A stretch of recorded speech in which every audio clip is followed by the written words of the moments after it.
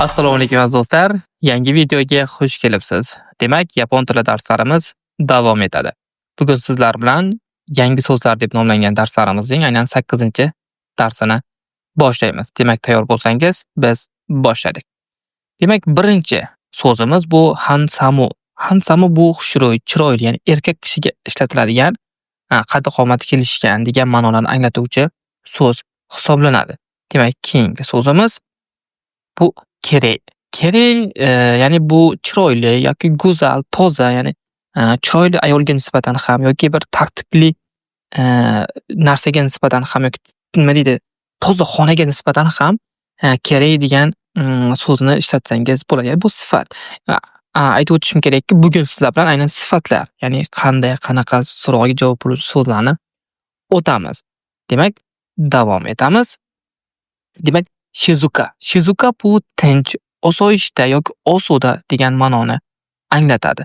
Masalan, tinch shahar bor yoki tinch joy bor. Ana shu joyga nisbatan Shizukani ishlatsangiz bo'ladi. Keyingi so'zimiz bu Nigiyaka. Nigiyaka bu gavjum yoki sershovqin yoki shovqin joylarni aynan Nigiyaka deb atasangiz bo'ladi. Keyingi so'zimiz bu Yumei. Yumei bu mashhur degani. Rasmda ko'rib turganingizdek bu yerda Amir Temur yoki Elon Musk, ya'ni bular juda ham mashhur inson bo'lganligi uchun, ya'ni bular rasmini qo'yganman. Ya'ni Yumei degani mashhur degani. Keyingi so'zimiz bu Shinsetsu. Shinsetsu bu mehribon degani. Rasmda ko'rib turganingizdek, yosh bola mehribonlik qilib, yoshi katta insonga joy beryapti. Ya'ni Shinsetsu bu mehribon degani. Keyingi so'zimiz bu Genki. Genki bu sog'lom yoki baquvvat, ya'ni bizda yaxshimisiz deydi-yu, yapon tilida Ogenki desu ka deydi, ya'ni yaxshimisiz degani. Keyingi so'zimiz bu Hima. Hima bu bo'sh, aynan vaqtga nisbatan bo'sh, qanaqadir quti bo'sh yoki bir idish bo'shga nisbatan emas. Aynan inson vaqtiga nisbatan qiladigan ishi yo'q bo'lsa, dankasi bu bo'sh degani. Hima degani. Keyingi so'zimiz bu Benri. Benri bu qulay degani. Bu yerda ham karvat, ham suyanishga, ya'ni tikka qilishga qulay ekan. Ammo bu yerda bu doska, ya'ni kichkina yozib o'chirib olishga juda ham qulay. Demak, davom etamiz. Keyingi so'zimiz bu Suzuki. Suzuki bu chiroyli, ajoyib degan. Umuman buyum narsalarga nisbatan ham bu baliq ham ko'rib tursiz juda ham chiroyli. Nima deydi, tanasidagi naqshlar bilan juda ham ajoyib yoki chiroyli degan ma'nolarni anglatadi. Keyingi so'zimiz bu Oki. Oki bu katta degani. Ya'ni bu yerda odamga nisbatan mana bu dinozavr bu juda ham katta, ya'ni Oki. Keyingi so'zimiz bu Chisa, ya'ni Okini qarama-qarshi so'zi. Chisa kichkina degani, kichik degani. Keyingi so'zimiz Atarashi. Atarashi bu yangi degani. Yangi sumka, yangi mashina, yangi daftar, yangi kompyuter farqi yo'q. Yangi Atarashi degani. Bu yerda bolaga yangi sumka olgan, uyga yangi xolodilnik, kir mashina va konditsioner kelgan. Keyingi so'zimiz bu Free. Free bu eski degani. Telefon eski, o'sha qotib qolgan. Samsung birinchi pokoleniyasi, futbolkasi ham eskirib ketibdi. Demak, eski degani yapon tilida Free degani. Keyingi so'zimiz bu I deb o'qiladi yoki Yoi degan varianti ham bor. Demak, qaysi birini ishlatamiz? Ikkalasini ham ishlataversanglar bo'ladi. Ya'ni bu yaxshi degani, masalan, nima qanday bo'lsa zo'r hammasi deymiz. Mana shu payt I deb aytsangiz bo'ladi. Keyingi so'zimiz bu Varui. Varui bu yomon degani. Mana bu yerda xullas mana bu o'qimishli insonni alikash yo'ldan o'ryapti. Xullas Varuida yomon xullas. Keyingi so'zimiz bu Atsui. Atsui bu issiq degani, faqat ikki xil issiq bor. Ya'ni o'zi bizda issiq bitta, lekin yapon tilida yozilishi kanjisiga qarab farq qilar issiqning turlari. Birinchisi, umuman havo issiq bo'lsa, mana bu birinchidagi hisoblanadi. Qo'l bilan sezadigan bir idish issiq bo'lsa, suv issiq bo'lsa, bu mana bu kanji ishlatiladi. Ikkalasi ham Atsui deb o'qiladi, faqat agar mana bu keladigan bo'lsa, bu aynan qo'l bilan ushlaydigan issiq nazarda tutilyapti.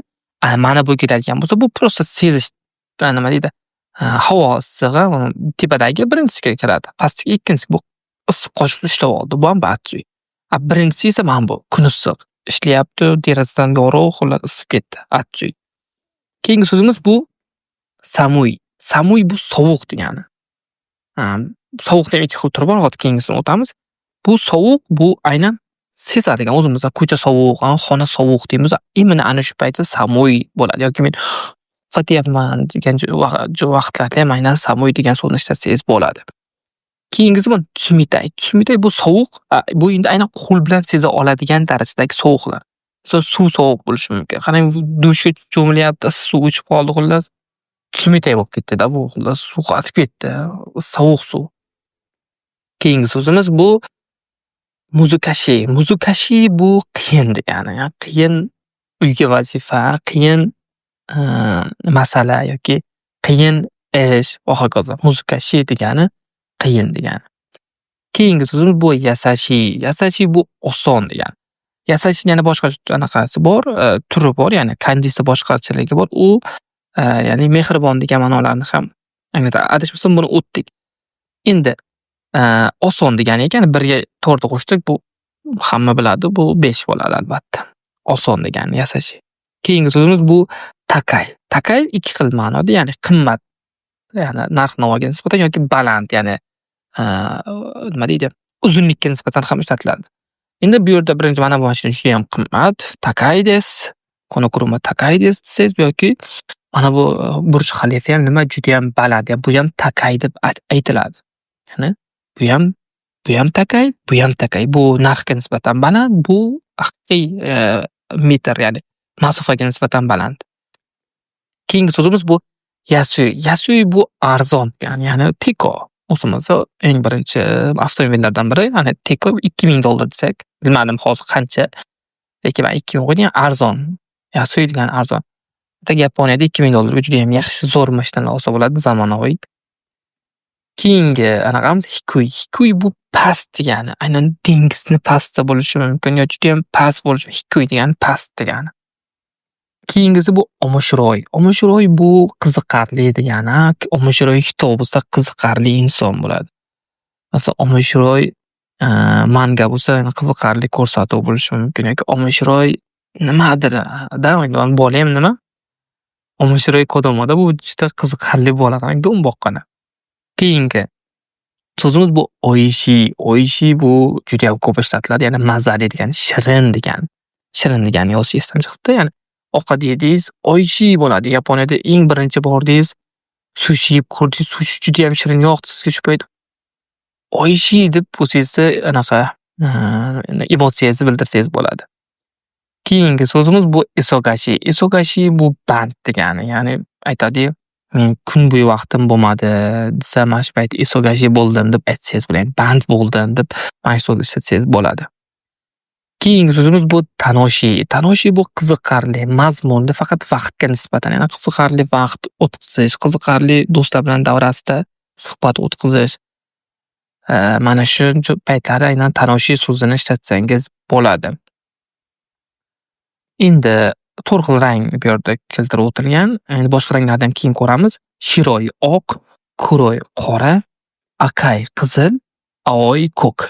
Qaytaraman. Shiroi oq, kuroi qora, akai qizil, aoi ko'k degani. Keyingi so'zimiz bu sakura. Sakura bu ko'rib turgan daraxt, ya'ni o'zimizda o'rik deb aytishadi.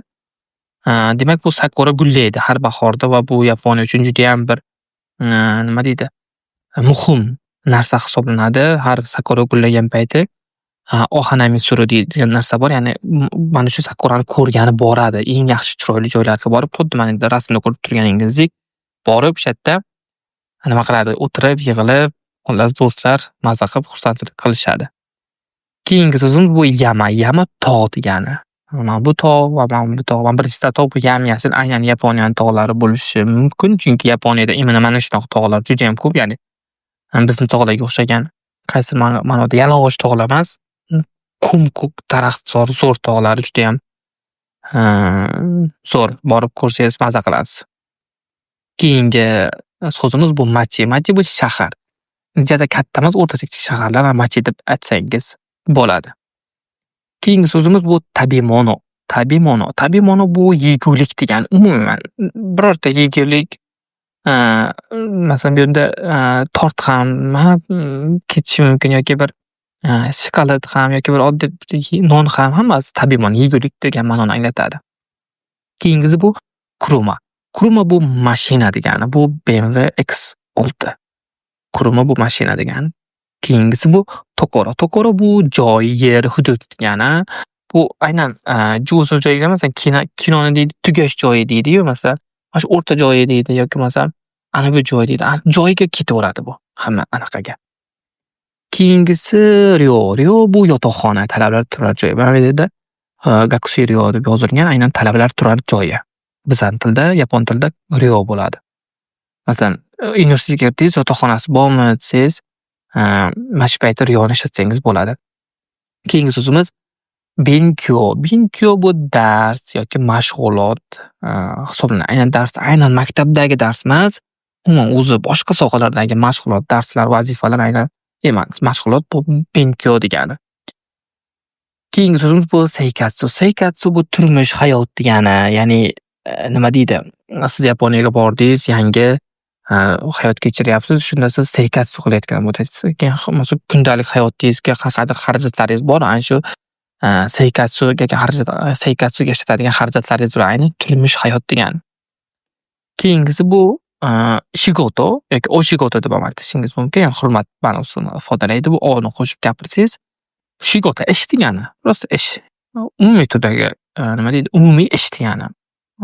Chorni ish ham, oq ish ham farqi yo'q, hammasi ish ketaveradi. Keyingi so'zimiz bu do degani, qanday, qanaqa degani. Donna degani bu ham qanday, qanaqa degani. Faqat donnani ishlatdingizmi, uni orqasidan donna qanday, nimaligini aytishingiz shart.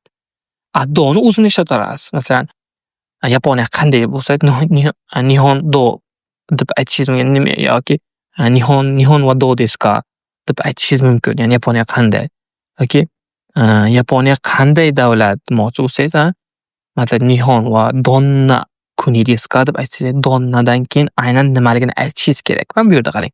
Qanday inson demoqchi bo'lsangiz, donna hito bo'ladi. Buni unga do hito deb aytmaysiz.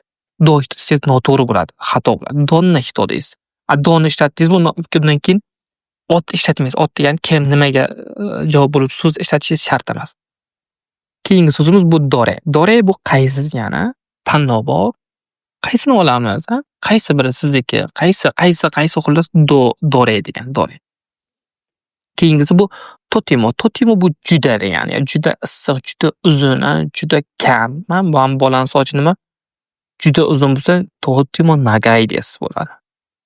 Keyingi so'zimiz bu amari. Amari unchalik emas, masalan, unchalik shirin emas, unchalik baland emas, unchalik qimmat emas. Masalan, unchalik baland emasdi, amari takakunai. Agar amarini ishlatmasangiz takakunai bo'ladi. Bu baland emas degani. Amari takakunai bo'lsa, unchalik baland emas deganida. Endi amari degani unchalik degan so'zga to'g'ri tushadi. Keyingi so'zimiz sochdi. Sochdi bu keyin degani. Ya'ni bir ikkita, uchta ish harakatdan keyin nimadir qilaman. Masalan, ertalab uyg'ondingiz, yuz qo'lingizni yuvdingiz, undan keyin choy ichaman. Undan keyin degan joyiga sochdini ishlatsangiz bo'ladi. Keyingi so'zimiz bu ga, virgul va nimadir. Lekin. Men aytadi, boraman, lekin uydagilarga aytib qo'yishim kerak, boraman, lekin hozir ishim bor edi. Deydi-yu, shu payt masalan, tabiiy emasga, lekin nima deydi? Yeymanu, lekin sal qornimda, oshqozonimda nimadir bor. Xullas, bizda ikkilanadi. Mana shu joyga gani ishlatsangiz bo'ladi.